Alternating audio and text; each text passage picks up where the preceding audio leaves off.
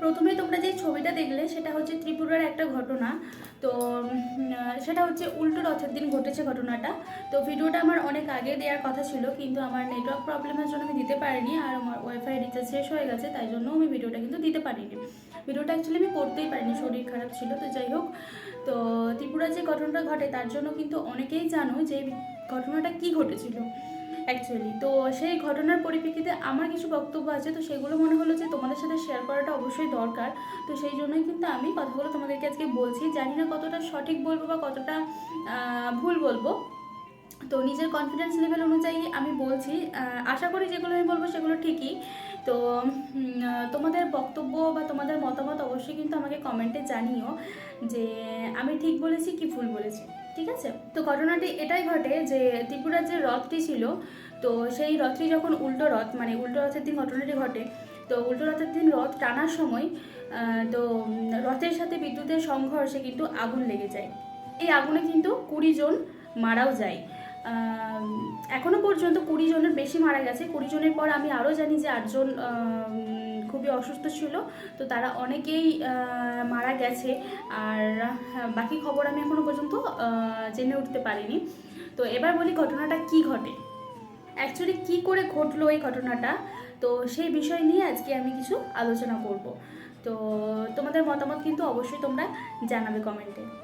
আমরা কিন্তু ছোট থেকেই জানি যে জগন্নাথ দেবের রথ কিন্তু কাঠের তৈরি হয়, কখনো কিন্তু লোহার বা অন্য কিছু দিয়ে তৈরি হয় না।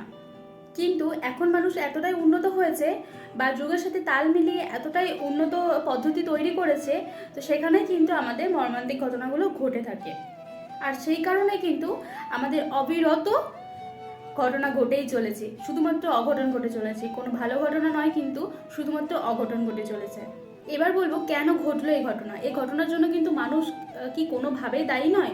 অবশ্যই কিন্তু এই ঘটনার জন্য মানুষই দায়ী। এর জন্য সব থেকে বেশি যদি দায়ী থেকে থাকে তাহলে কিন্তু মানুষই বেশি দায়ী। এবার তোমরা বলবে এই ঘটনার জন্য মানুষ কেন বেশি দায়ী। এবার আমি বলছি এই ঘটনার জন্য মানুষ কেন বেশি দায়ী।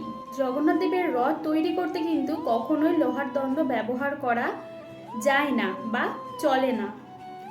ত্রিপুরার রথে কিন্তু সেই লোহার দণ্ডই ব্যবহার করা হয়েছিল। জগন্নাথ দেবের রথ তৈরি করতে কি সত্যিই লোহার দণ্ড ব্যবহার করা হয়? আসলেই কিন্তু কোনো লোহার দণ্ডর ব্যবহার এখানেতে নেই, নাকি কোনো পুরাতন তত্ত্ব অনুযায়ী এখানে লোহার দণ্ড ব্যবহার আছে। আসলে ব্যাপারটা কি জানেন তো? ব্যাপারটা হচ্ছে এটাই যে জগন্নাথ দেবের রথ তৈরি করতে কিন্তু কোনো পেরেকের কোনো ব্যবহারই নেই এখানে, শাস্ত্রে কিন্তু সেটা মোটেও নেই। আজকে যেটা তোমাদেরকে বলবো সেটা হচ্ছে জগন্নাথ দেবের রথ কীভাবে তৈরি হয় বা কী কী পদ্ধতিতে তৈরি হয়, সেটাই তোমাদের সাথে আজকে একটু ছোট্ট করে শেয়ার করব। রথ তৈরির সময় সঠিক নিয়ম মেনে চলবে, আশা করা যায় আগামী দিনের এই সমস্যাগুলো আর আসবে না। সেদিন যেই ভয়াবহ দুর্ঘটনাটা ঘটে গেছে, ওখানে যে 20 জন মারা গেছে, ওনাদের আত্মার শান্তি কামনা করি, আর ওরা যেন স্বর্গলাভ করতে পারে এটাই আমার ভগবানের কাছে প্রার্থনা রইল, এবং তাদের পরিবারের প্রতি আমার সমবেদনা রইল। এবার বলবো জগন্নাথ দেবের রথ তৈরি করতে কি কি জিনিস ব্যবহার করা হয়। জগন্নাথ দেবের রথ নির্মাণের সময় কিন্তু টানা 2 মাস সময় লাগে, আর ওই 2 মাস ধরে কিন্তু বিভিন্ন নিয়ম পালন করতে হয়। জগন্নাথ দেবের রথ তৈরিতে প্রথম নিয়ম হলো কাঠ নির্বাচন করা। এই রথে কিন্তু কোনো পেরেক বা কোনো কাটা কাঠ ব্যবহার করাই হয় না। জগন্নাথ দেবের রথ তৈরি করতে কিন্তু সব থেকে সজা কাঠ বা খাঁটি কাঠ ব্যবহার করা হয়। যেই 2 মাস ধরে রথ নির্মাণ করা হয় সেখানে কিন্তু সেই কারিগররা 2 মাস ধরে সেখানেতেই থাকে। অক্ষয় তৃতীয়ার দিন কিন্তু এই রথ নির্মাণ শুরু হয়, এবং যতদিন পর্যন্ত এই রথ নির্মাণ করা না হচ্ছে ততদিন পর্যন্ত কিন্তু কারিগরদের ব্রহ্মচর্য নিয়ম পালন করতে হয়।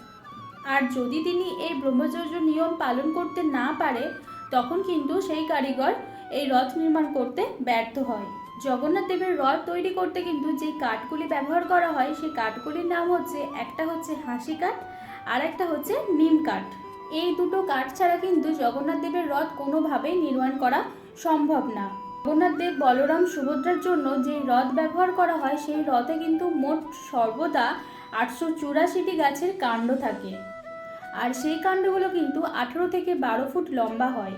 কিন্তু মানুষ এখন আধুনিক সভ্য সমাজ না মেনে নিজের মতো করে যাচ্ছে, আর সেখানেতেই ব্যবহার হচ্ছে কিন্তু লোহার দণ্ড। জগন্নাথ দেবের রথ তৈরি করতে কিন্তু কোনো রকমভাবে কোনো লোহার টুকরো ব্যবহার করা উচিত না, কিন্তু নিয়ম না মেনে এইসব কাজ করার জন্যই কিন্তু আমাদের মধ্যে অঘটন ঘটে যাচ্ছে।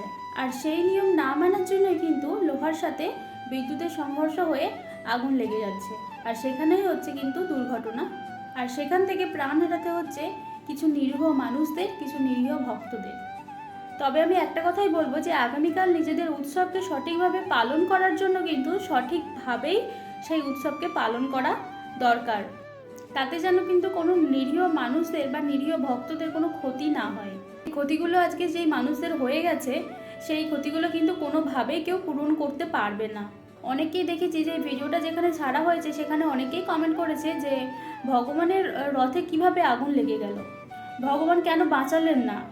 তো এই সব কমেন্টগুলো কিন্তু সেখানেতে প্রচুর আসছে। তো একটা কথাই বলবো, যেটা কাঠ দিয়ে নির্মাণ করার কথা সেটা কিন্তু নির্মাণ হয়েছে লোহার দণ্ড দিয়ে। তো এখানে কিন্তু কোনোভাবেই ভগবানের কোনো দোষ নেই, দোষ হচ্ছে আমাদের মতো নিরীহ মানুষদের। ভগবান কিন্তু কখনোই চায় না যে ওনার সন্তানদের কোনো ক্ষতি হোক। তিনি আমাদের যথেষ্ট বিবেক বুদ্ধি জ্ঞান দিয়েছেন, কিন্তু আমরা সেই বিবেক বুদ্ধি জ্ঞানটাকে কোনো সঠিক কাজে লাগাচ্ছি না। আজকে যদি সেই বিবেক বুদ্ধি জ্ঞান আমরা সঠিক কাজে লাগাতাম, তাহলে আশা করি আমাদের মতো এই নিরীহ মানুষদের প্রাণগুলো হারাতে হতো না। যারা যাবার তারা তো চলেই গেছে, তবে একটা কথাই বলবো যে ভবিষ্যতের কথা চিন্তা করে আর পুরাণে যেই সব কথা আছে, তো সেই সব কথাগুলো মেনে আমাদের আগামী জীবনটাকে কাটানো দরকার। ভবিষ্যতে সবাই সাবধান থেকো, এরকম ভুল যেন ভবিষ্যতে আর না হয়। তো সেটার দিকে বলবো যে সবাই খেয়াল রেখো, সবাই ভালো থাকবে, সুস্থ থাকবে। আর যদি কিছু ভুল বলে থাকি তাহলে অবশ্যই আমাকে ক্ষমা করে দিও। জানি না কতটা ঠিক বলতে পেরেছি বা কতটা তোমাদেরকে দিতে পেরেছি, তোমরা হয়তো অনেকেই এই কথাগুলো জানো। তো আমার মনে হলো যে এই কথাগুলো শেয়ার করাটা দরকার, তো তাই জন্য আমি শেয়ার করলাম। তো তোমাদের মতামত কিন্তু তোমরা অবশ্যই আমাকে জানিও, ঠিক আছে? তো চলো ভিডিওটা এন্ড করছি, টাটা।